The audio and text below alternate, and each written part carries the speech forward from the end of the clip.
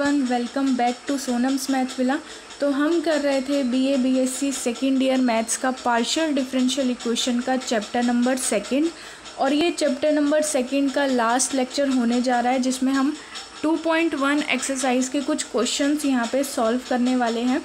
2.1 exercise में total first to seventh तक questions हैं, जो कि हम फर्स्ट टू थर्ड तक क्वेश्चन ऑलरेडी लेक्चर नंबर 1 में कर चुके हैं। अगर आप लोगों ने नहीं देखे तो मैं लिंक आपको डिस्क्रिप्शन में दे दूँगी, आप वहाँ से जाके उसको देख सकते हो। उसके बाद क्वेश्चन नंबर 4 टू 7 लेक्चर 5, यानी कि इस वाले लेक्चर में हम कवर करने वाले हैं। सारे क्वेश्चंस नहीं कवर करेंगे, 4 टू 7 के अंदर ही बहुत सारे पार्ट्स हैं, तो कुछ पार्ट्स हम कवर करेंगे और जो इजी पार्ट हैं या सिमिलर है वो मैं आप लोगों के लिए यहाँ पे लीव कर रही हूँ कि आप लोग करेंगे। तो यहाँ पे सबसे पहले क्वेश्चन नंबर 4 है। क्वेश्चन नंबर 4 में बहुत सारे पार्ट्स हैं, तो हम यहाँ पे सिर्फ 2 ही क्वेश्चन सॉल्व करेंगे 4 के। तो फर्स्ट क्वेश्चन यहाँ पे हमारा गिवन है x² p + y² q = z²। ठीक है, इसको हमने मेन इक्वेशन के साथ पहले कंपेयर किया, p, q और r तीनों की वैल्यूज़ फाइंड आउट की। फिर हमने लेग्रांजी सब्सिडियरी इक्वेशन यहाँ पे बनाई, dx/p = dy/q = dz/r होती है। हम लोग ऑलरेडी प्रीवियस लेक्चर में डिस्कस कर चुके हैं कि हम ऐसा क्यों करते हैं, क्यों इक्वेशन निकालते हैं और कैसे इसको सॉल्व करना होता है। ठीक है, उसके बाद देखो, उसके बाद हमने तीनों की वैल्यूज़ को यहाँ पे पुट कर दिया। जो हमारी p की वैल्यू थी वो x² थी, q की वैल्यू थी वो y² थी, और जो r की वैल्यू थी वो z² थी। इसको हमने मान लिया इक्वेशन नंबर फर्स्ट। अब हमें क्या करना होता है, अगर हमें इसे सॉल्व करना है, इसका जनरल सॉल्यूशन फाइंड आउट करना है, तो हम क्या करते हैं, पहले 2 टर्म्स को ले लेते हैं और बाद में बाकी के 2 टर्म्स को ले लेते हैं। आप तीनों में से कोई भी ले सकते हो, फर्स्ट और थर्ड भी ले सकते हो, फर्स्ट सेकंड भी ले सकते हो और सेकंड थर्ड भी ले सकते हो। तो हमने यहाँ पे फर्स्ट सेकंड टर्म्स ले लिए और यहाँ पे हमारा क्या आ गया, dx/x² = dy/y²। इसका जब आप इंटीग्रेशन करोगे तो क्या आ जाएगा, -1/x = -1/y, प्लस कांस्टेंट भी आता है, तो कांस्टेंट यहाँ पे a ले लिया हमने और a की वैल्यू को यहाँ पे हमने फाइंड आउट कर लिया। तो a की वैल्यू कितनी आ जाएगी, 1/y - 1/x। अब हमने जैसे फर्स्ट 2 टर्म्स लिए थे, अब हमने लास्ट 2 टर्म्स ले लिया। आप फर्स्ट और थर्ड टर्म भी ले सकते हो। लास्ट 2 टर्म लेके भी सिमिलरली हमने इसी तरीके से इंटीग्रेशन करके यहाँ पे b की वैल्यू भी फाइंड आउट कर ली। क्या आ गई, 1/z - 1/y। तो हमारा जो फाइनल सॉल्यूशन हो जाएगा वो क्या हो जाएगा, यहाँ पे फंक्शन ऑफ a, b, यही होता है हमारा final solution. Function of a, b = 0। a की वैल्यू हम निकाल चुके हैं, b की वैल्यू हम निकाल चुके हैं, दोनों वैल्यूज़ को यहाँ पे पुट कर देंगे तो हमारा आंसर यहाँ पे आ जाएगा। ऐसे ही सेकंड पार्ट है, सिमिलर क्वेश्चन है, बहुत इजी क्वेश्चन है, बहुत इजी एक्सरसाइज है, सिर्फ देखने में बच्चों को मुश्किल लग रही है। ठीक है, तो सेकंड क्वेश्चन हमारा यहाँ पे है xp + yq = 3z। इसको हमने कंपेयर किया गिवन इक्वेशन को, तो यहाँ पे हम p की वैल्यू x निकाल पाए, q की वैल्यू y निकल गई और r की वैल्यू 3z निकल गई। तो हमारी जो लेग्रांजी सब्सिडियरी इक्वेशन हो जाएगी वो ये होती है, और यहाँ पे आप p की, q की और r की वैल्यू को पुट ऑन कर दोगे तो यहाँ पे आपका आ जाएगा dx/x dy/y = dz/3z। ये हो गई हमारी फर्स्ट इक्वेशन। फर्स्ट इक्वेशन को जब हम इंटीग्रेट करेंगे, यहाँ पे फर्स्ट इक्वेशन को नहीं, पहले हमें क्या करना पड़ेगा, फर्स्ट और सेकंड पार्ट लेना पड़ेगा, फिर यहाँ पे आप सेकंड थर्ड पार्ट ले सकते हो। तो जब हम फर्स्ट और सेकंड टर्म्स को एक साथ लेंगे तो क्या आ जाएगा हमारा, ये आ जाएगा dx/x = dy/y, यही आ जाएगा। इसका इंटीग्रेशन करोगे तो इसका क्या हो जाएगा, log x हो जाएगा, तो यहाँ पे हमने log x लिखा है। ठीक है, इसका क्या हो जाएगा, log y हो जाएगा, प्लस कांस्टेंट आना चाहिए। अब क्योंकि इंटीग्रेशन इसका किस में आ रहा है, log में आ रहा है, तो कांस्टेंट भी हम किस में लेंगे, log में लेंगे। फिर log x - log y, यहाँ पे क्या हो जाएगा, प्रॉपर्टी लग जाएगी log की कि log a - log b क्या होता है, log a/b के इक्वल होता है। तो यहाँ से हम a की वैल्यू फाइंड आउट कर पाएंगे x/y। सिमिलरली अब हमने क्या किया, लास्ट 2 टर्म्स ले लिए और सिमिलरली इनको इंटीग्रेट किया और यहाँ से b की वैल्यू सेम तरीके से, बिल्कुल सेम है, बहुत इजी है। ठीक है, वैल्यू निकाली और हमने यहाँ पे कह दिया कि इस वजह से जो जनरल सॉल्यूशन होगा वो a, b = 0 होगा। तो ए की वैल्यू क्या आई है हमारी x अपॉन वाई आई है और बी की वैल्यू क्या आई है y अपॉन 3z आई है। ठीक है, क्वेश्चन नंबर 5 करते हैं। क्वेश्चन नंबर 4 हमारा फिनिश। बाकी के जो बचे हुए क्वेश्चंस हैं उसमें 4th क्वेश्चन में जो बाकी के बचे हुए पार्ट्स हैं वो भी बहुत इजी हैं। इसी तरीके से आप करोगे तो आपके हो जाएंगे। अगर आप लोग चाहते हो कि मैं ही उसकी वीडियो बना के आप लोगों को दूं, मतलब हर एक पार्ट यहाँ पे सॉल्व करवाया जाए, तो आप कमेंट में अपनी सजेशन दे सकते हैं। अगर ज़्यादा बच्चों को प्रॉब्लम होगी, ज़्यादा बच्चे बोलेंगे तो हम ज़रूर करेंगे। तो 5th क्वेश्चन पे आते हैं। ZP minus ZQ equal to x plus Y. Comparing with this equation के साथ हमने कंपेयर किया, P, Q और R तीनों की वैल्यूज़ को यहाँ पे फाइंड आउट करा। अब लेग्रांजी सब्सिडरी इक्वेशन बनाई। ठीक है, तो हमारी क्या होती है dx upon P equal to D Y upon Q होती है equal to D Z upon R. तो यहाँ पे हमने तीनों की वैल्यूज़ को फिर से पुट ऑन किया और इसको हमने इक्वेशन सेकंड मान लिया।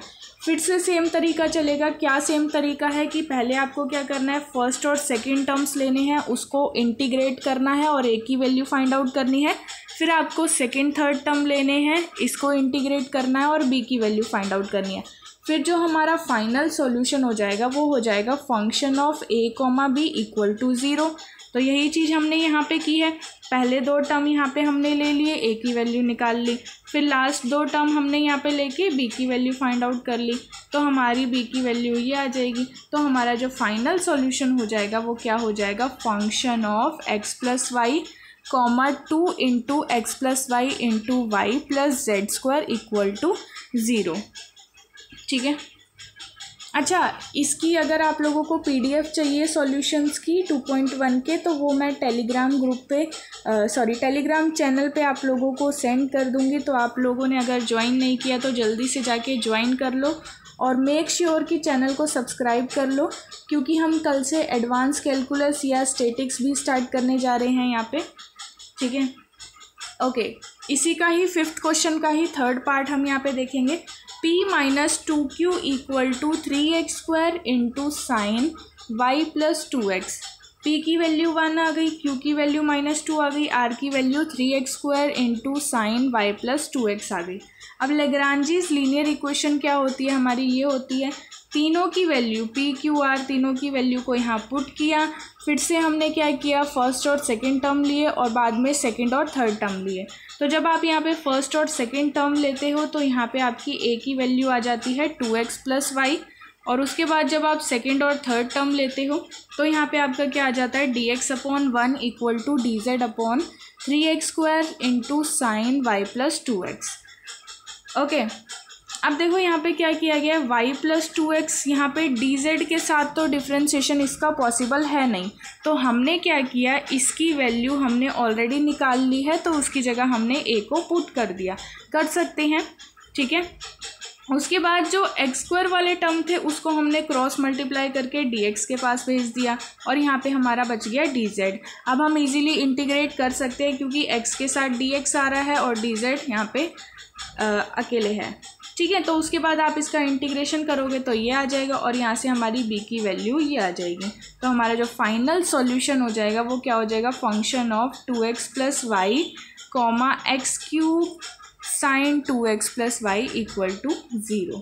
अब हम बढ़ते हैं क्वेश्चन नंबर 6 की तरफ। क्वेश्चन नंबर 6 का जो हमारा फर्स्ट पार्ट है वो क्या है, z minus Y into P plus Z minus Z X minus Z into Q equal to Y minus X. P की वैल्यू z माइनस वाई है, क्यू की वैल्यू x माइनस जेड है और r की वैल्यू y माइनस एक्स है। तो लेग्रांजी subsidiary equation क्या हो जाएगी, dx upon P equal to D Y upon Q equal to D Z upon R. तीनों की वैल्यूज़ को यहाँ पे पुट कर दिया। अब ये 6th क्वेश्चन और 7th क्वेश्चन जो इस एक्सरसाइज का है उससे बच्चे बहुत ज़्यादा डरते हैं।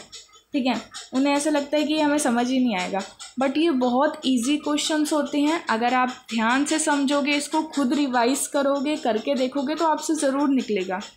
ठीक है, तो हमने यहाँ पे क्या किया, 3 मल्टीप्लायर्स ले लिए।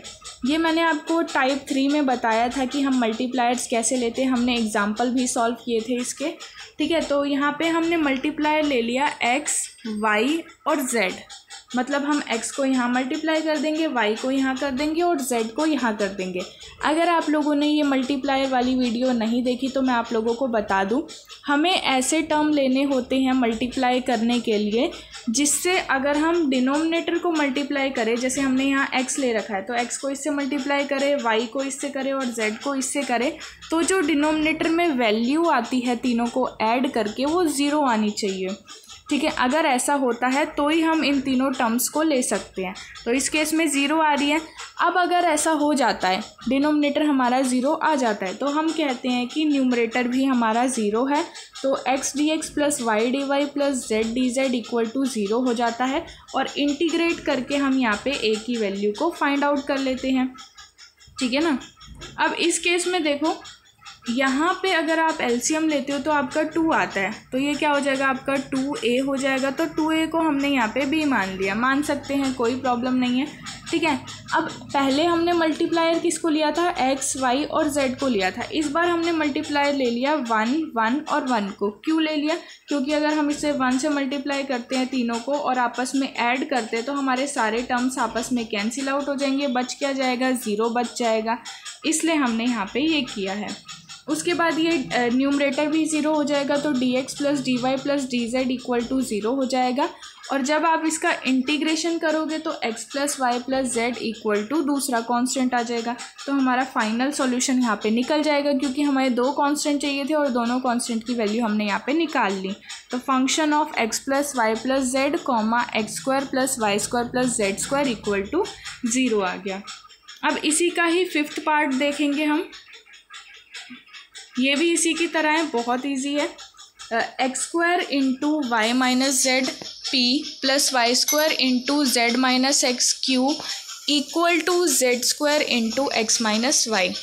पी की वैल्यू हमने निकाल ली, क्यू की वैल्यू हमने निकाल ली, आर की वैल्यू हमने निकाल ली।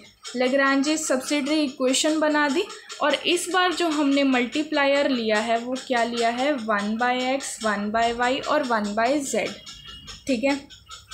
अब बात आती है कि ऐसा क्यों किया गया है। तो ऐसा इसलिए किया गया है, अगर हम डिनोमिनेटर को यहाँ पे मल्टीप्लाई करते हैं तो एक x हमारा यहाँ से कैंसिल हो जाएगा, एक y कैंसिल हो जाएगा, एक z कैंसिल आउट हो जाएगा। ठीक है। और जो बाकी के टर्म्स बचेंगे उनको जब हम ऐड ऑन करेंगे तो हमारा 0 आंसर आ जाएगा। ठीक है ना। देखो, जब 1 बाय एक्स को हमने dx से मल्टीप्लाई करा तो ये आया, dy से करा तो ये आया और dz से करा तो ये आया। ये टर्म्स आपस में कैंसिल आउट हो गए और आंसर आ गया यहाँ पे 0। अब ये 0 है तो हमारा न्यूमरेटर पार्ट भी क्या हो जाएगा, 0 के इक्वल हो जाएगा। और जब आप इसका इंटीग्रेशन करोगे तो ये क्या हो जाएगा, log x plus log y plus log z equal to log of a। यहाँ से हम इन तीनों में देखो प्रॉपर्टी लगी है, log a plus log b क्या होता है, हमारा log a इंटू बी होता है। तो यहाँ पे a की वैल्यू हमारी क्या आ जाएगी, x y z आ जाएगी। ठीक है। दूसरा मल्टीप्लायर हमने यहाँ पे 1 by X square, 1 by Y square और 1 बाई जेड स्क्वायर ले लिया। क्यों ले लिया, इसलिए ले लिया क्योंकि अभी हमारे एक एक टर्म कैंसिल हो रहे थे। अब अगर हम यहाँ पे 1 by X square, 1 by Y square लेते हैं तो X square, Y square, Z square तीनों ही कैंसिल हो जाएंगे और जो बचेगा उसको ऐड करने से हमारा आंसर जो है वो 0 आ जाएगा। ठीक है। तो ये देखो यहाँ पे हमने कर रखा है, इन तीनों को आपस में ऐड कर दिया, ये सारे कैंसिल आउट होके 0 आ गया और न्यूमरेटर हमारा 0 के इक्वल हो जाएगा। उसके बाद जब हम इसका इंटीग्रेशन करते हैं तो हमारा क्या आ जाता है, कांस्टेंट आ जाता है, सेकंड कांस्टेंट। और यहाँ पे हम कह सकते हैं कि जो हमारा जनरल सॉल्यूशन हो जाएगा वो हो जाएगा function of X Y Z comma 1 plus X plus 1 plus Y upon Z. Okay. अब बात करते हैं 7th क्वेश्चन की। तो 7th क्वेश्चन का जो हमारा फर्स्ट पार्ट है, X square minus Y Z into P plus Y square minus Z X into Q equal to Z square minus X Y, ये बिल्कुल as it is example number 8 है, कोई change नहीं है, सारा कुछ सेम है, सारे वेरिएबल सेम है, एज इट इज़ वही क्वेश्चन है। वो एग्जाम्पल नंबर 8 था जिसमें हमने एलिमेंट्री अलजेब्रा का यूज़ किया था, सिमिलरली वैसे ही करना है। ठीक है। तो इसको मैं ये आप पे छोड़ रही हूँ, उसको आप कंटिन्यू कर लेंगे। अगर कोई डाउट होता है तो आप एग्जाम्पल 8 वाली वीडियो जाके देख ले, उसका लिंक भी आपको डिस्क्रिप्शन में मिल जाएगा। उसके बाद यहाँ पे हम करते हैं सेकंड क्वेश्चन, 7th पार्ट का ही सेकंड क्वेश्चन। तो क्वेश्चन देखने में बड़ा ही खतरनाक लग रहा है और बहुत से बच्चों को देखते ही बच्चे ये सोच लेंगे कि ये तो हमसे फाइंड आउट होगा ही नहीं। तो ऐसा कुछ भी नहीं है, आप इसे एक बार फाइंड आउट करके देखोगे तो आपको बहुत ईजी लगेगा। सेम मेथड है, सेम क्वेश्चन है। तो देखो यहाँ पे हमने इस पूरी इक्वेशन को कंपेयर किया जब P P plus Q Q equal to R से। तो हमने पी की वैल्यू ये फाइंड आउट की, क्यू की वैल्यू ये फाइंड आउट की और आर की वैल्यू ये वाली फाइंड आउट कर ली। फिर सेम चीज़ हमने यहाँ पे लैग्रांजी सब्सिडियरी इक्वेशन लगाई। ये हमारी इक्वेशन होती है, तीनों की वैल्यूज़ को यहाँ पे पुट किया गया, पी क्यू और आर। अब सेम मेथड है जैसे हमने एग्जांपल नंबर 8 में किया था। एलिमेंट्री अलजेब्रा का हम यहाँ पे यूज़ करेंगे। बात आती है कि हम एलिमेंट्री अलजेब्रा का यूज़ यहाँ क्यों कर रहे हैं, क्योंकि हमें यहाँ पे दिख रहा है कि कुछ टर्म्स, ये जो डिनोमिनेटर हमारा यहाँ आ रहा है, इसके कुछ टर्म्स आपस में सिमिलर आ रहे हैं। तो क्यों ना हम इसको माइनस कर दें।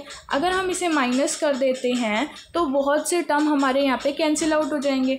तो यहाँ पे देखो, जब मैंने यहाँ पे dx को dy से माइनस किया तो यहाँ पे आपके ये टर्म्स बच जाएंगे, क्योंकि 2x² माइनस x² हो जाएगा, y² minus 2y² minus y² हो जाएगा।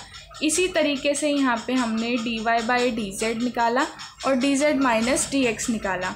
फिर यहाँ पे आप कॉमन आउट ले लोगे, यहाँ से आप कॉमन ले लोगे, x² माइनस y² को ओपन आउट करेंगे यहाँ हम, ठीक है। इसके फैक्टराइज निकाल लोगे तो ये आपका यहाँ पे आ जाएगा, यहीं पे ये आ जाएगा और यहाँ पे ये आ जाएगा। अब हमें साफ दिख रहा है कि ये तीनों टर्म्स आपस में कैंसिल आउट हो रहे हैं, तो हमने यहाँ पे कैंसिल आउट कर दिए।